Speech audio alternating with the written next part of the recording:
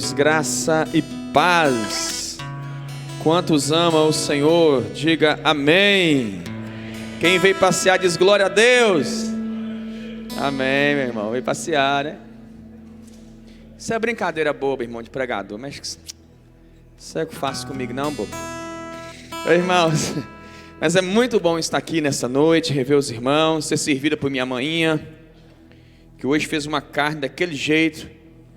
Dizendo meus irmãos que ficam tipo assim, perturbados, irmãos, quando eu chego, diz que essa carne só sai quando eu estou aqui. Mas eu sei que é ciúme, varão, é Caim levantando, entendeu? Mas é muito bom. Tinha uns 3 meses que a gente não vinha, né, aqui na cidade. E eu falo que sempre é bom estar em casa, sempre é bom poder pregar aqui na IERB, sempre é bom. Trago um abraço da igreja qual sirvo, né, que é a Igreja Batista Renascer, uma igreja linda, de um povo lindo, que o Senhor tem nos confiado naquela cidade. Eu falo que Deus não tem juízo nenhum em entregar uma igreja para que eu possa pastoreá-la, mas Deus, Ele é muito bom. Queridos, eu não quero me estender, eu quero trazer uma palavra ao nosso coração. Na verdade, eu quero refletir e pensar sobre algo que Deus colocou no meu coração e eu quero compartilhar com vocês. João capítulo 11. João capítulo 8, perdão, do 1 ao 11. Falei João 11, ali os irmãos que pegaram mais cedo o texto falaram, o pastor me enganou. João capítulo 8 é um texto extremamente conhecido. Jesus está em tabernáculos, numa grande festa, e é trazido então até ele uma mulher que foi pega em flagrante adultério. Quem já leu esse texto?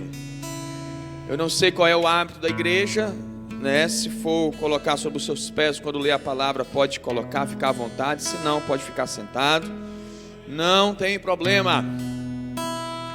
João capítulo 8, eu falo que dispensa apresentações, né?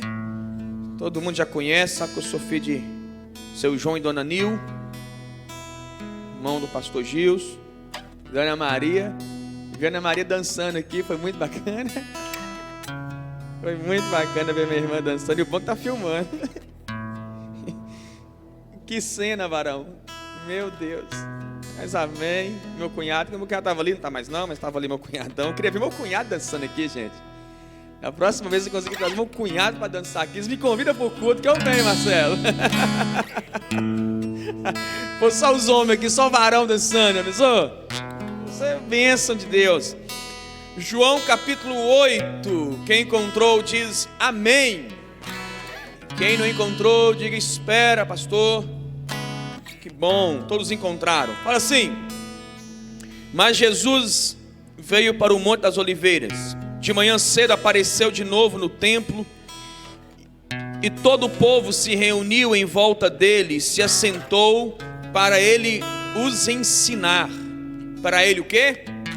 Os ensinar.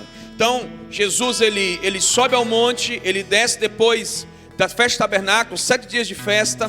Ele vai então ali para o templo e todo mundo foi para lá para que ele pudesse ensinar. Olha que privilégio. Os escribas e os fariseus trouxeram a Jesus uma mulher apanhada em adultério. Puseram-se de pé no meio do grupo e disseram a Jesus: mestre, essa mulher foi apanhada em adultério. E a lei nos ordenou, Moisés, que tais mulheres sejam apedrejadas. E o que o Senhor fala? Eles usavam essa pergunta como uma armadilha para terem o que acusar. Mas Jesus se inclinou e começou a escrever na terra com o dedo. Como insistiam na pergunta, ele se endireitou e disse: 1, 2, 3 e... 1, 2, 3 e...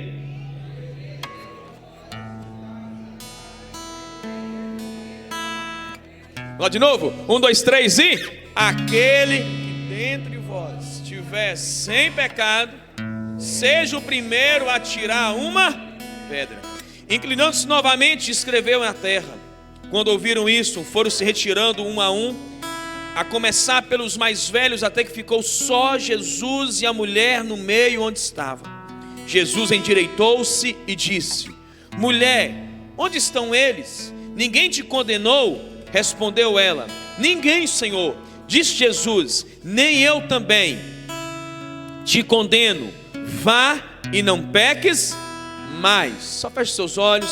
Pai, que a tua palavra traz uma reflexão ao nosso coração sobre a nossa própria existência nessa noite. Que possamos pensar qual tipo de igreja, de discípulos que temos nos formado ou que temos sido. Que possamos sair daqui nessa noite melhores discípulos, melhores como igreja, como pais, como filhos, como cristãos, como irmãos. Senhor, fala conosco, porque nós precisamos ouvir a tua voz. Ó Deus, é questão de sobrevivência. Nós não podemos começar uma segunda-feira sem antes o Senhor falar conosco. Então nosso coração está aberto para ouvir o Senhor ministrar. Ó Deus, e derrame de copiosa graça sobre nós nessa noite, em nome de Jesus. Amém e amém. Só que se você ama o Senhor e se puder, aplauda o nome de Jesus. Se quiser dar um glória a Deus, um aleluia, não tem problema. Amém. Queridos, me dá a sua atenção por presente. Eu quero pregar nessa noite uma palavra sobre religião versus humanização. Esse texto é um texto extremamente conhecido. Eu sei que talvez as pessoas, até as pessoas mais leigas na palavra, já ouviram falar desse texto, né? Jesus ali pega aquela situação toda, situação daquela mulher em adultério, e sobre a situação, Deus ele colocou em meu coração para que ele possa nos orientar com relação ao reino de Deus. O texto vai dizer que Jesus está ensinando os discípulos no templo. E aí agora chegam os escribas e os fariseus. Quem eram os escribas e os fariseus? Eram os doutores da lei. Eram os homens que conheciam a palavra. Eram os homens que, porque a gente tem uma ideia que quando Moisés sobe no monte, ele recebe só os 10 mandamentos, e não é verdade. Quando Moisés sobe ao monte, Moisés recebe 613 leis, que eram leis civis, leis religiosas, leis morais, leis que iam conduzir o povo. Então quem era essa galera aqui, pastor? Quem era essa turma? Essa turma aqui eram os homens que sabiam as 613 leis de cor. Eram os homens que ensinavam, eram os homens que compreendiam, eram os homens que conheciam a palavra. Eu falo que se fossem homens que tivessem a Bíblia e carregassem ela debaixo do braço, eram homens que sabiam do Gênesis, Apocalipse de cor, porque eles tinham todo o conhecimento da palavra. Quem está entendendo isso? Então Jesus está ensinando uma galera que era um pouco mais leiga, e agora chega a turma que conhecia a palavra de uma forma extraordinária, de uma forma gigantesca. Eles eram os mestres da lei. E aí agora eles não vêm sozinhos, eles vêm com a mulher que foi pega em flagrante adultério.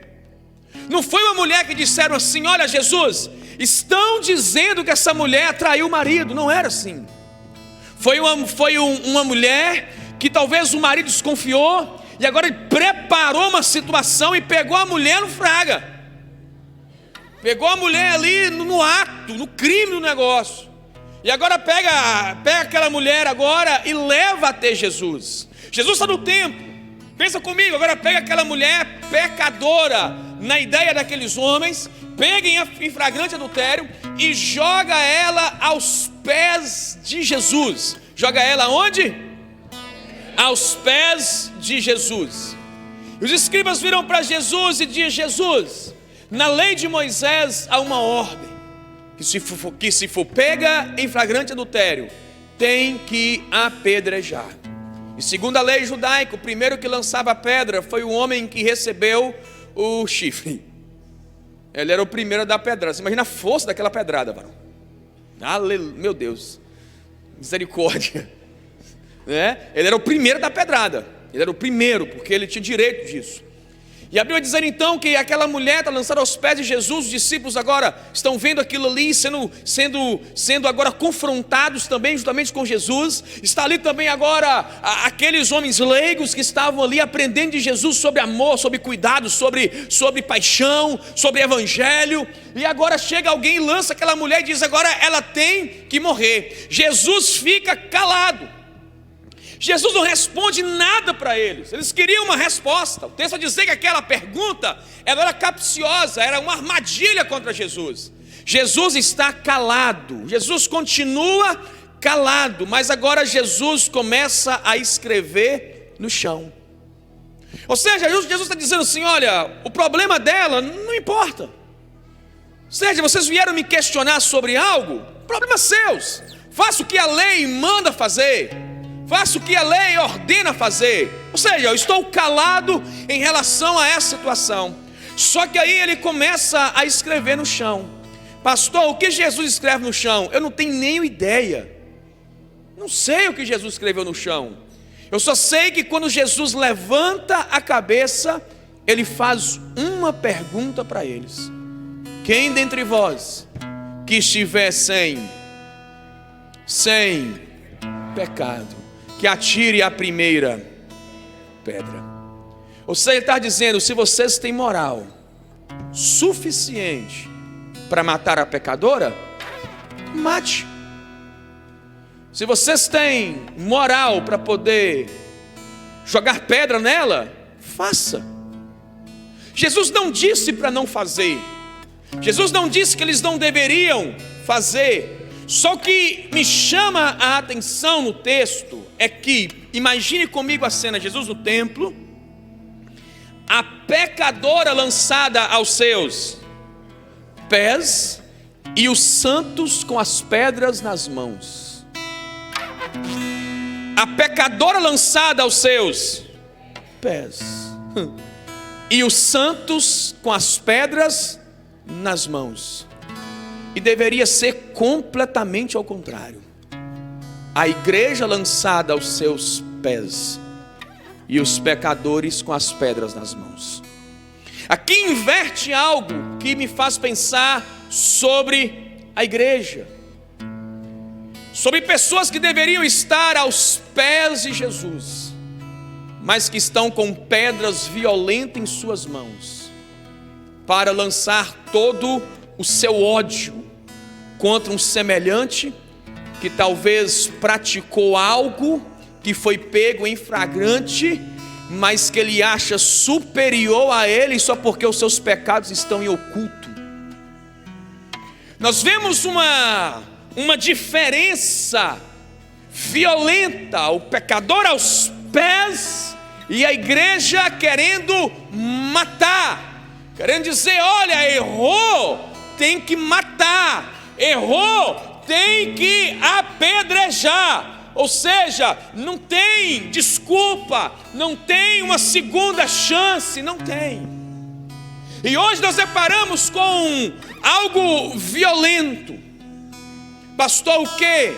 Para cada uma pessoa que está na igreja, existem duas fora dela. Pastor, por que as pessoas estão perdendo a ideia de ser igreja, pastor? Porque não existe um lugar que se mata tanta gente como a igreja. Não tem um lugar que apedreja tanto as pessoas como a igreja. Pastor, por que o senhor está falando isso? Porque eu sou pastor e vejo isso todos os dias. Irmãos que são bênção no altar, todo mundo olha para ele e diz: cara, se é de Deus demais. É de Deus até o dia que ele errar. É de Deus até o dia que ele falhar. Porque o dia que ele falha, irmão Marcelo, ele torna assunto no nosso almoço, ele torna assunto nas conversas do WhatsApp, ele torna assunto na cidade. No mundo vale o que ele tem, na igreja vale enquanto se descobre o pecado. Porque depois que descobre o pecado, o irmão não é mais tão ungido, o irmão já não é mais tão abençoado. E é por isso que existe uma geração ferida, destruída, acabada, que não quer saber de congregar, que não quer saber de estar na igreja. Pastor, por quê? Porque existe uma geração de pecadores que estão doidos para ir para os pés de Jesus, mas a igreja está doida para apedrejá-los. Apedrejar. Nós queremos ganhar o mundo lá fora evangelizando, mas matamos os que estão aqui dentro. Queremos ganhar, vamos evangelizar, vamos ganhar a cidade, aleluia, glória a Deus, mas mata quem está aqui dentro. Porque nós nos colocamos numa situação que nós achamos que somos melhores do que as outras pessoas, só porque o meu pecado não foi descoberto ainda, só porque o meu pecado não foi exposto ainda. Quando eu li esse texto, foi Jesus olhando para mim e me perguntando: se eu te colocar em frente ao espelho, Tarcísio, tira a sua roupa de pastor, tira a sua indumentária de homem de Deus, que todo mundo diz que é, mas tirando isso tudo, quando você olha no espelho, quem você é? Sabe quem você é realmente quando os holofotes não estão te vendo? Quando você não está no altar. E quando Deus falou isso comigo, a única coisa que eu fazia era chorar diante do Senhor, dizendo: Deus, tenha misericórdia da minha vida, tenha misericórdia de mim como servo do Senhor, Pai. Porque Jesus vira para aqueles homens e fala: se vocês têm moral suficiente, então vai lá, mete pedra nela.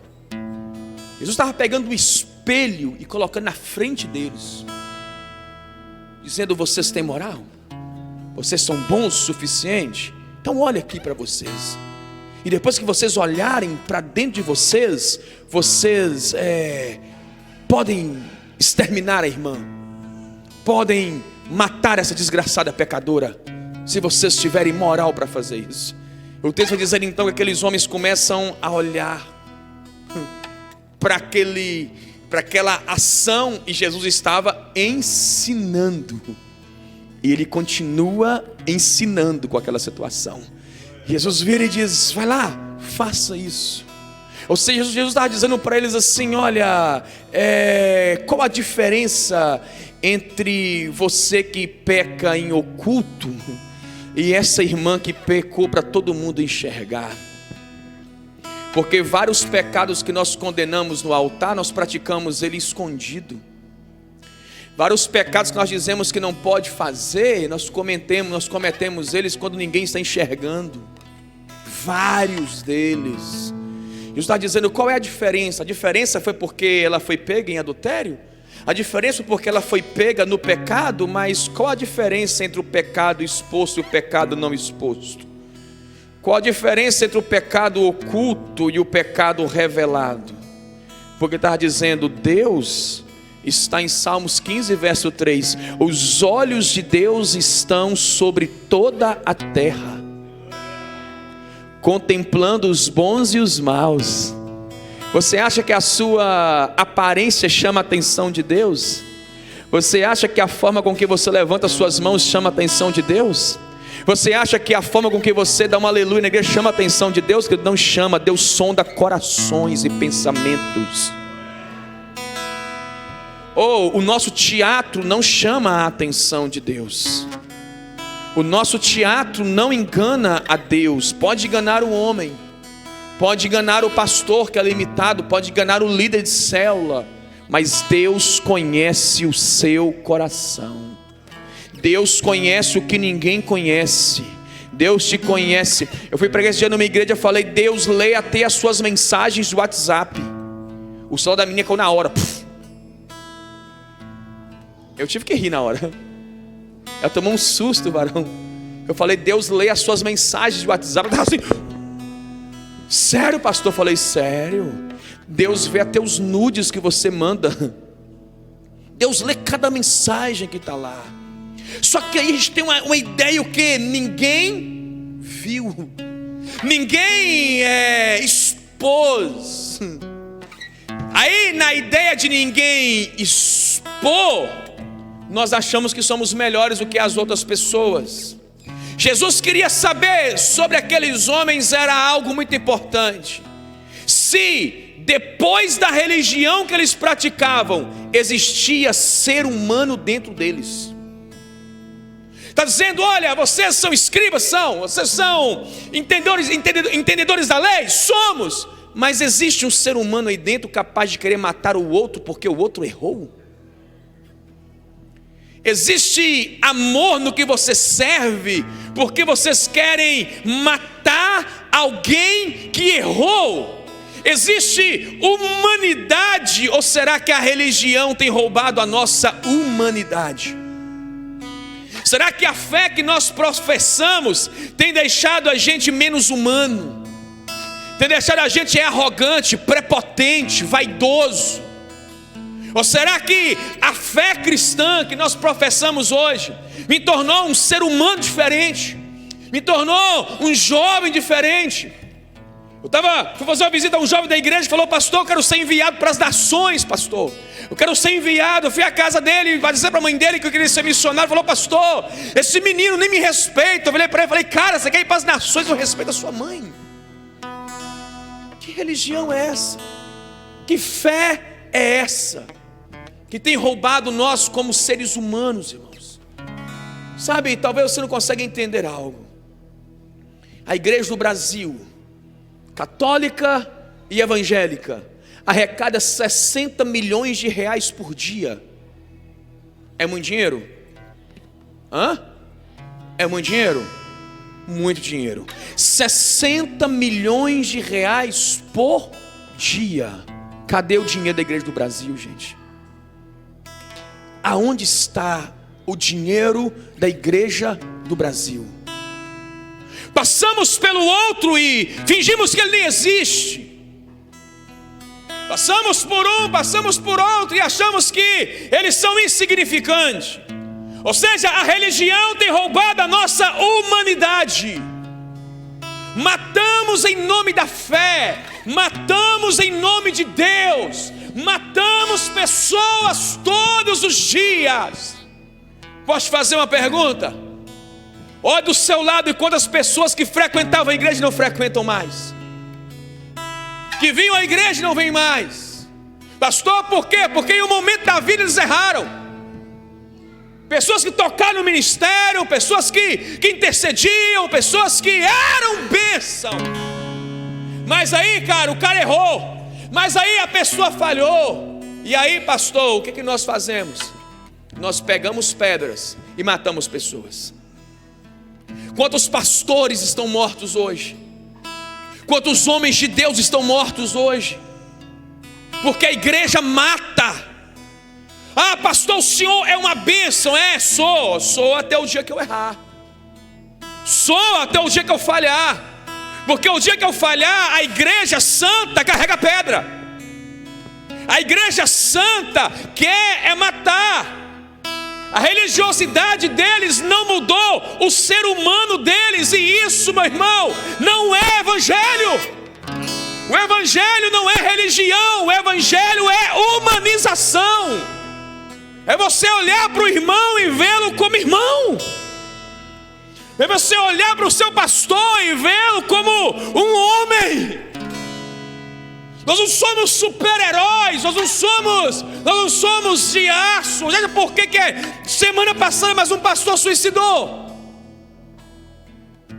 Pastor suicidando, pastor suicidando. O cara disse: não aguento mais a pressão, não aguento mais a fadiga, não aguento mais o cansaço. Porque a igreja quer que o pastor seja de ferro, de aço, um cara impecável, e nós não somos, porque você também não é.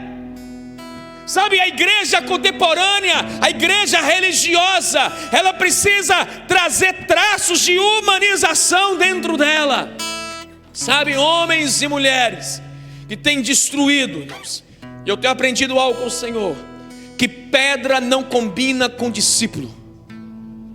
Eu vou dizer de novo: pedra não combina com discípulo. Ah, pastor, o senhor está pregando. Pastor, domingo é dia de pregar, pregações que põe o povo para cima. Irmão, eu prego aquilo que Jesus manda. Eu não preciso colocar ninguém para cima, irmão, porque aquele que é o Senhor sobre a nossa vida, irmão, já nos levantou das trevas. Eram mortos e fomos ressuscitados em Cristo. Eu não preciso mudar a minha voz para te emocionar. Sabe, algumas pessoas vieram para mim um dia e falaram assim comigo: pastor, eu não estou entendendo mais a igreja. Eu falei: por quê, querido? Ele falou assim comigo: pastor, porque antigamente o senhor soprava, o povo caía. O senhor tocava no povo, o povo voava longe, pastor. O senhor perdeu a unção? Eu falei: não perdi a unção, porque quem me deu foi Deus. Eu não perco o que eu não tenho. O que Deus me deu foi Ele que me deu, então eu não posso perder aquilo que não é meu. Foi Ele que me deu, então eu não perdi. Falei com ele, falei: queridos, porque há muito tempo na minha vida, por muitos anos da minha vida, eu queria tocar as pessoas por fora, soprar e elas caírem, tocar, não tem nada contra isso. Só que hoje Deus me chama a tocar as pessoas por dentro. Toquei as pessoas por muitos anos por fora, irmãos, e isso não mudou nada. As pessoas caíam na igreja, levantavam e continuavam o mesmo mau caráter lá fora. Deus chamou o evangelho para mudar você não por fora, mudar você por dentro.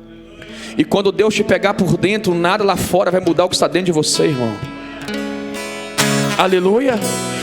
Pedra não combina com discípulo.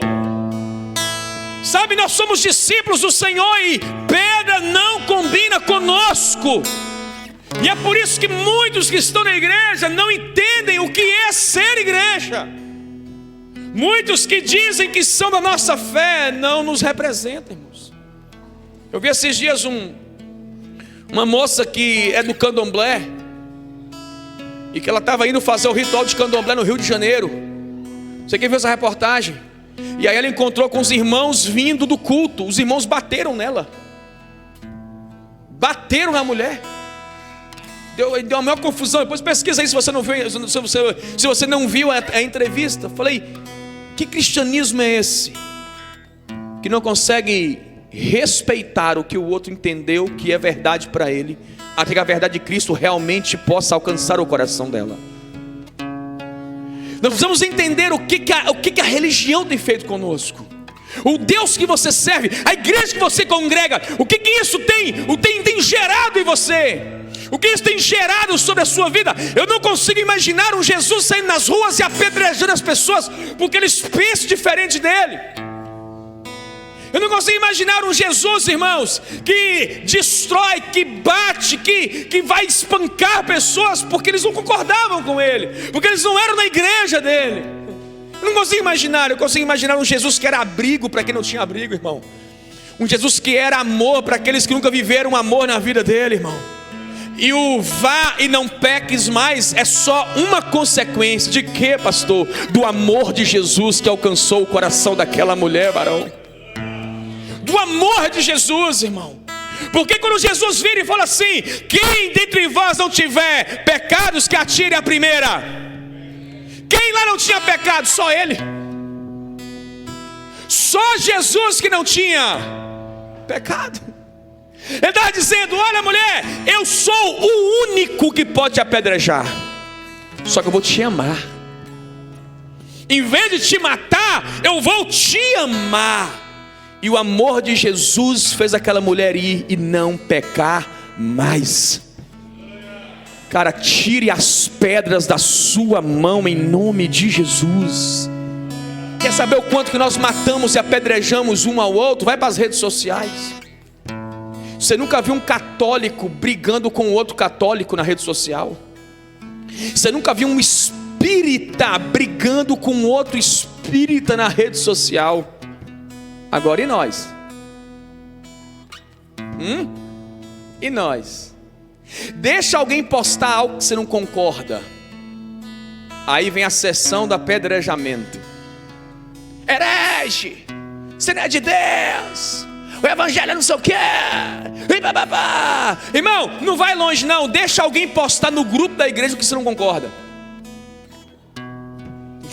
Tem os irmãos rindo assim. Deixa o irmão postar no grupo da igreja algo que você não concorda. Aí começa a pedraiada toda. Pá, na igreja esses dias um irmão postou um negócio lá, tadinho. Ele apanhou mais do que Cruzeiro no Mineirão. Não brinca não, irmão, o cara tá perdendo 2-0 do Grêmio, mas tá bom. Que, ó, ei, deixa você ver, a galera arrebenta um ao outro, arrebenta. Cara, há um tempo atrás, uma cantora evangélica, não sei o que, Araújo, Daniela Araújo, foi presa, foi escandalizada porque estava comprando as muambinhas aí, né? Ela estava comprando as muambinhas, e aí caiu na malha fina. O namorado pegou o áudio que ela estava, né, drogada, e postou o negócio. E aí a Daniela Araújo, que era uma bênção, se tornou uma maldição da noite para o dia. De uma noite para o dia, a irmã que era uma bênção, que cantava no seminário, que cantava nos congressos, agora a irmã é uma endemoniada, porque a irmã era viciada em maconha. Queridos, entende uma coisa: quem é viciado em maconha precisa de cuidado, precisa de amor, precisa de graça de Deus na vida dela. Pedra não, irmão. Mas a igreja do Brasil quase matou aquela moça. Graças a Deus não matou, mas a igreja do Brasil tentou matar. E isso tem me preocupado muito, irmãos, porque temos vivido um tempo de movimento. Um tempo de movimento. E movimento não é avivamento. Escute isso: movimento não é avivamento. Pastor, o que é avivamento? A Bíblia diz que em Atos houve avivamento, e o coração do povo era um só coração. Ninguém tinha suas posses por ele mesmo, mas tudo que eles tinham era compartilhado entre os irmãos. Quer viver avivamento? Para de pular e saltar e vai viver o amor de Deus. Desculpa a minha sinceridade. Pulo não me convence. Rodopio não me convence. Queda na igreja não me convence. Pastor, o que convence é a forma que você expressa o evangelho com o próximo. Porque você pode amar a Deus, meu irmão, mas o que vai externar esse amor é você amar o próximo como você ama a si mesmo. Uma geração de santos apedrejadores que temos gerado na igreja. Só uma geração de pessoas que matam as pessoas, que destroem a pessoa. E à luz do texto eu preciso entender algo muito sério sobre a nossa vida. Que diferença teu irmão que peca de mim? Que diferença teu irmão que peca de você? Você acha que você tem o direito de falar dele só porque ele errou? Pastor, o senhor está defendendo pecado? Nunca vou defender pecado, irmão. Nunca vou defender pecado. Mas é muito mais fácil você ter alguém restaurado com amor do que com pedra. Só quem já esteve embaixo sabe a maldade e a dor de pedra. Quem já desviou do evangelho aqui, levante a mão. Quem já desviou do evangelho e que não recebeu pedrada? Sabe por que você voltou? Porque Deus é muito na sua vida. Porque se dependesse da igreja, você estava completamente fora e perdido lá fora. Ninguém foi orar com você, mas falou de você na cidade inteira. Virou o assunto do almoço e do jantar. É por isso que Jesus diz: misericórdia eu quero e não sacrifício. Deus está cansado de sacrifício, irmão. Deus quer misericórdia. Uma igreja que tire as pedras da mão e coloque misericórdia no coração. Uma igreja que tire as pedras da mão. Uma igreja que entenda o valor do irmão, o valor do cristianismo, o valor do abraço, do beijo, do perdão, o valor da oração, o valor de dizer: cara, você errou, eu não aprovo isso, mas estou com você, vem cá, vamos orar. Vem cá, vamos orar. Eu não desisto de você. Eu não abro mão da sua vida. Você não deixou de ser bênção porque você pecou. Vem cá, vamos orar. Tive um rapaz da minha igreja que era um homem de Deus comigo na igreja. Pecou, falhou. A igreja virou e falou: pastor, tem que excluir o cara, tem que fazer. Eu falei: querido, vem cá. Vem cá, eu sou igreja batista, então tem aquela assembleia. Falei: vem cá. O dia que um pecador não puder entrar por esses corredores, me tira daqui, pelo amor de Deus. O dia que a igreja tiver poder de excluir alguém que precisa ser amado, meu querido, rasga essa porqueira, essa Bíblia para lá então.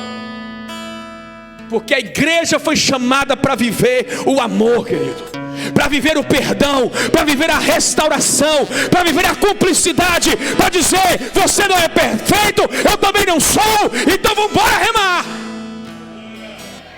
A religião não pode te desumanizar de forma alguma. O que Jesus fala com eles é o seguinte: há um ser humano aí dentro ainda que é capaz de perdoar a irmã que pecou?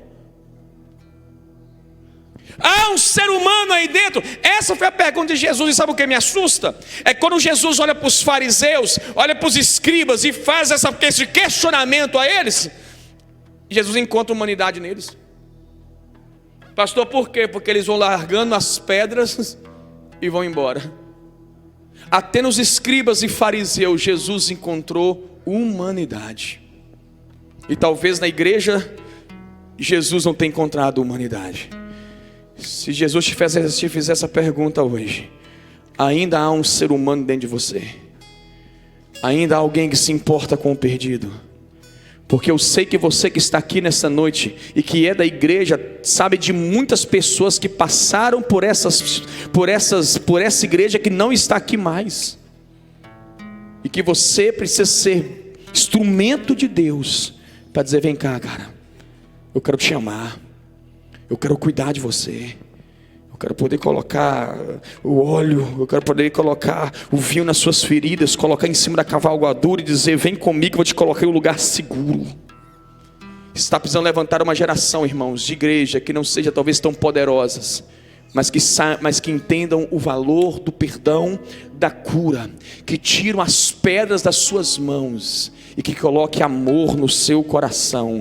A pergunta que eu quero refletir para terminar: ainda há um ser humano dentro de você depois da sua religião?